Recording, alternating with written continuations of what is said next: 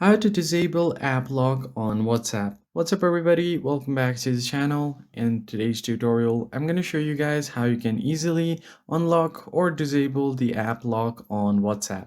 But before we get started, don't forget to leave a like down below and subscribe to the channel. Now let us jump right in. First thing you're going to do is simply open up your WhatsApp.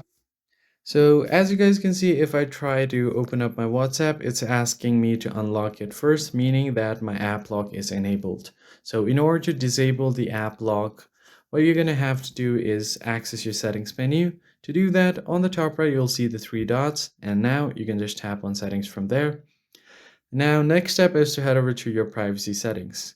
And once you land on this page, scroll down all the way until you see the app lock. Now just tap on it. And then once you enter here, you have different options. So if you want to go ahead and change the app lock time, I've set this immediately. So if I just exit the app, I'm just going to have to provide my fingerprint again. But if I set this to 1 minute or 30 minutes, it's not going to ask me for another lock if I try to open it for 1 minute or 30 minutes accordingly. So to disable the entire app lock, you're just going to have to toggle this off.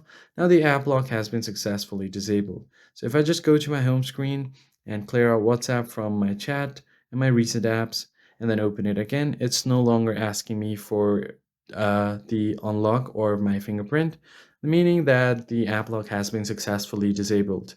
So that's how you do it. If you found this tutorial helpful, hit the like button below and subscribe, and I'll catch you guys on the next one.